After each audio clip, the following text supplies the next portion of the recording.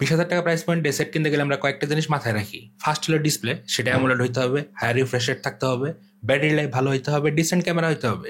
তো এই জিনিসগুলো যারা খুঁজতেছেন তাদের জন্য আজকে একটি ফোন আমি সাজেস্ট করবো, সেটা হচ্ছে পোকো M7 Pro।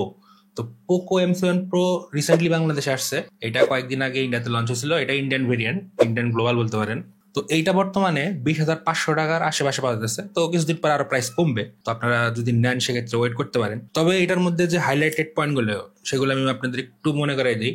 এখানে আপনারা 120 হার্জের অ্যামোলেড ডিসপ্লে পাইতেছেন, 5110 mAh এর ব্যাটারি পাইতেছেন এবং 45 ওয়াটের চার্জার পাইতেছেন। এবং এখানে মিডিয়াটেক ডায়মেনসিটি 7025 আলট্রা প্রসেসর পাইতেছেন, যেটা 6nm ফ্যাব্রিকেশনের তৈরি 5G প্রসেসর। তো মোটামুটি একটা সেট কিনতে গেলে আমরা যা যা খুঁজি প্রায় সবগুলো এটার মধ্যে আছে। তার মধ্যে আবার এটার মধ্যে সনি LYT600 এর যে সেন্সরটা 50 মেগাপিক্সেল সেটাও আছে OIS সহ, এবং এর অ্যাপারচার কিন্তু অনেক কম 1.59। তবে একটা জিনিস দেখলাম, অনেকেই বলতেছে যে DSLR এর ক্যামেরার থেকে এটার অ্যাপারচার কম। তো DSLR ক্যামেরাতে অ্যাপারচার আপনারা যারা জানেন তারা তো জানেনই, আর যারা জানেন না তাদের বলি, প্রাইম লেন্সের অ্যাপারচার কিন্তু আরো কম হয়, 1.2 পর্যন্ত যায়। আমার কাছে একটা লেন্স আছে, এটা 1.4 পর্যন্ত, এটা একটা প্রাইম লেন্স। তো অনেকে এগুলা তথ্য হইতেছে যে DSLR থেকে অ্যাপারচার ভ্যালুটার অনেক কম, তার মানে লাইট অনেক ক্যাপচার করবে, পিকচার অনেক ভালো হবে। অ্যাপারচার কম ঠিক আছে মানলাম, কিন্তু এখানে একটা ব্যাপার আছে। এখন যদি আপনি একটা 20,000 টাকার ফোনের পিকচার কোয়ালিটির সাথে DSLR কোয়ালিটি মিলাতে চান তাহলে তো মিলবে না। তো যাই হোক, ভালো খারাপ সবই আছে, সবই আজকে জানাবো। তো সাথেই থাকবেন, চলুন ভিডিও শুরু করা যাক।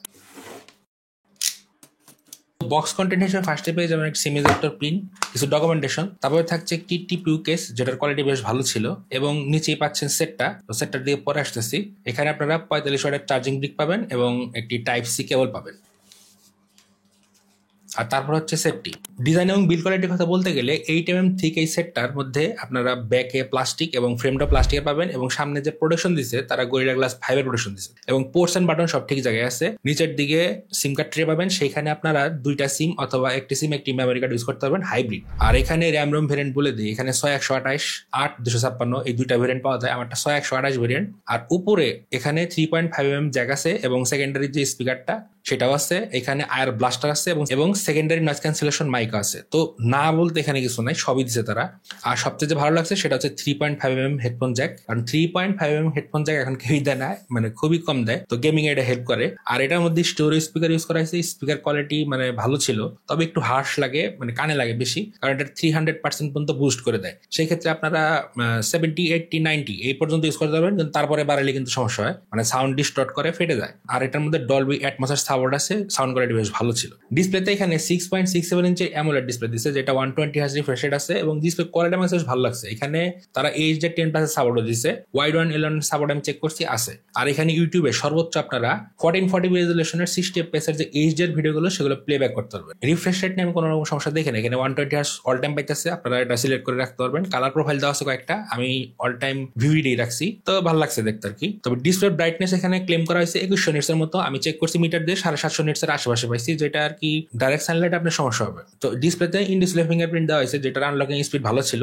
তো খুব একটা স্লো না, খুব একটা ফাস্ট না, মিডিয়াম টাইপের ধরতে পারেন। আর ডিসপ্লে রেজুলেশন হচ্ছে 1080x2400 পিক্সেলস, এবং এর পিক্সেল ডেন্সিটি হচ্ছে 395 ppi, এবং এখানে অলওয়েজ অন ডিসপ্লে অপশন পাবেন, যেটা 10 সেকেন্ড পর্যন্ত কাজ করে। তো ডিসপ্লে প্যানেল কোয়ালিটি বেশ ভালো লাগছে, বড় ডিসপ্লের কারণে আপনারা খুব ভালোভাবেই কন্টেন্ট গুলো এনজয় করতে পারবেন। তো কোনো রকম ইস্যু দেখতেছি না ডিসপ্লে সেকশনে, এবং ডিসপ্লেটাই আমার কাছে বেশি প্লাস পয়েন্ট মনে হয়েছে এই সেটটার ক্ষেত্রে। ক্যামেরা সেকশনে এখানে মেইন সেন্সর হিসেবে ইউজ করছে সনি LYT600 এর 1.59 অ্যাপারচার একটি সেন্সর, যেটার মধ্যে OIS আছে। আর এখানে 2 মেগাপিক্সেলের যে সেন্সরটা দিচ্ছে সেটা ডেপথ সেন্সিং এর কাজে আসে, সেটা মানে সেন্সর যদি ধরতে চান সেন্সর একটাই। আর ফ্রন্টে তারা 20 মেগাপিক্সেলের সেলফি শুটার দিচ্ছে। ব্যাক থেকে শুরু করি, ব্যাকের যে পিকচার কোয়ালিটি আমার কাছে ইয়েলোইশ টোন লাগছে, আর এখানে পিকচার কোয়ালিটি বেশি ওভার শার্পনিং করে। পোকোর যে পিকচার কোয়ালিটি, মানে পোকোর যে পিকচার থিম, সেটা আপনারা দেখবেন সবসময় ওয়ার্ম টোনে পিকচার তুলে, একটু হলুদ হলুদ লাগে সবকিছু। তো এই হচ্ছে মেইন প্রবলেম। আর পিকচারের মধ্যে প্রচুর শার্পনেস থাকে, শার্পনেস থাকার কারণে আপনার অনেক সময় দেখে অনেকের ভালো নাও লাগতে পারে, কারণ শার্প পিকচার অনেকে খুব একটা পছন্দ করে না, আবার অনেকে করে। তো পিকচার কোয়ালিটি বেশ শার্প ছিল, লাইট একটু কম থাকলে নয়েজ প্রচুর গেইন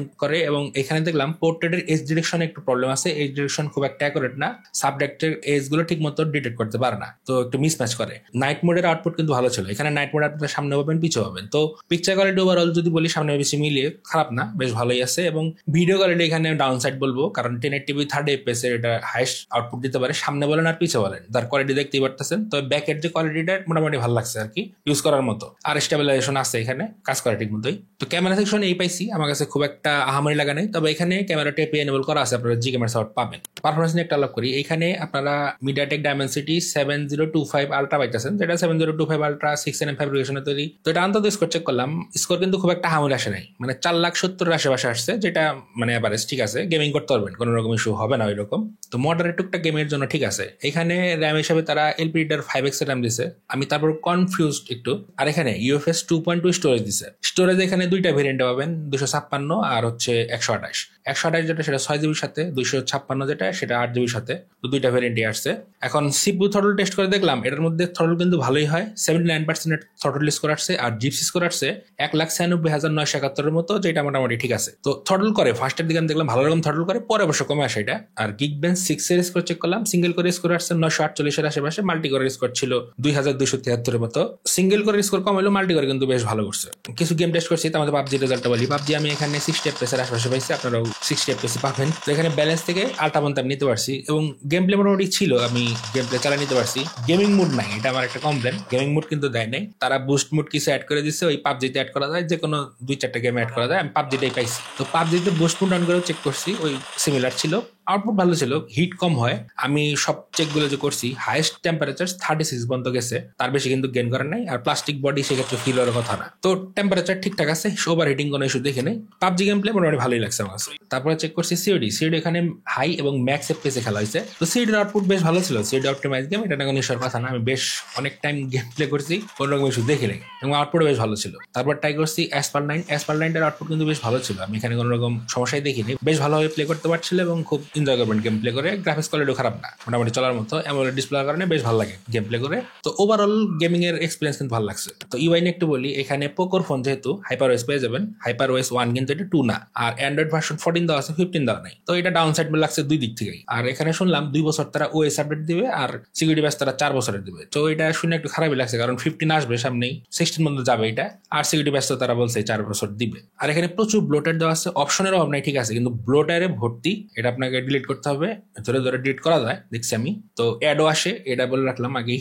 তো এগুলা মাথায় রাখবেন, বাজেট সেন্ট্রিক ফোন এগুলা থাকে। তো এটার ইন্ডিয়ান লঞ্চ প্রাইস দেখলাম, বেস ভেরিয়েন্ট যেটা সেটা লঞ্চ হচ্ছে 14,500 রুপিতে। তো বাংলাদেশে 20,000 টাকা একটু বেশি হয়ে যায়, আস্তে আস্তে কমবে, হয়তো সামনে কমবে, তো ওয়েট করে দেখতে পারেন। তো ইউআই মোটামুটি ছিল, কোন রকম হ্যাং ক্র্যাশ দেখি নাই।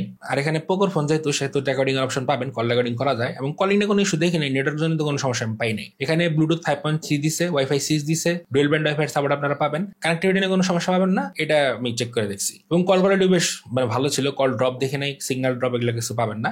গ্লোবাল ভেরিয়েন্ট সেট যেহেতু, সেহেতু এই সমস্যার কথা না, কারণ এগুলো চাইনিজ ভেরিয়েন্টে বেশি হয়, অহরহ হয়। আর নোটিফিকেশন জন্য তো কোনো সমস্যা নাই, সবাই ঠিকঠাক পাচ্ছিলাম। আর ব্যাটারি ব্যাকআপ, এটা কিন্তু ব্যাটারি ব্যাকআপ বেশ ভালো, আমি এটা ব্যাটারি ব্যাকআপ 1.5 দিনের মতো ব্যাটারি ব্যাকআপ পাইছি, কারণ এটার যে প্রসেসর, এটা কিন্তু বেশ লো পাওয়ার কনজিউম করে, এবং ব্যাটারি লাইফ বেশ ভালো এটার। আর চার্জিং স্পিডটা একটু স্লো মনে হয়েছে, 45 ওয়াটের চার্জার হিসাবে এটা 19% থেকে 100% চার্জ করছি, সেই ক্ষেত্রে আমার টাইম লাগছে 1 ঘন্টা 25 মিনিটের উপরে। তো এটাও মাথায় রাখেন। তারপরেও আবার আমি কিন্তু ফাস্ট চার্জিং ইনেবল করে নিয়েছিলাম, সেই ক্ষেত্রে এই রেজাল্ট আসছে। তো এটা না আমার এনডি সমস্যা না সবারই একই রকম, জানি না সঠিক। তো কেউ যদি নিয়ে থাকেন, সেটটা ইউজ করে থাকেন, জানাবেন কমেন্টে। আচ্ছা, ভালো খারাপ সবই বলছি, এখন ফাইনাল ভার্ডিক হচ্ছে, আপনার বাজেট যদি 20,000 টাকা হয়, আপনার যদি বাজেট বাড়ানোর কোনো ওয়ে না থাকে, এবং একটি নতুন সেট খুঁজতেছেন, অ্যামোলেড ডিসপ্লে, ডিসেন্ট ক্যামেরা, ভালো ব্যাটারি ব্যাকআপ, এবং ভালো পারফরমেন্স চাইতেছেন, টুকটাক গেমিং করবেন, তো পোকো M7 Pro ভালো একটা অপশন হইতে পারে। তো আপনারা নিতে পারেন, দেখতে পারেন। তো আজকে পর্যন্ত দেখা হচ্ছে নেক্সট ভিডিওতে।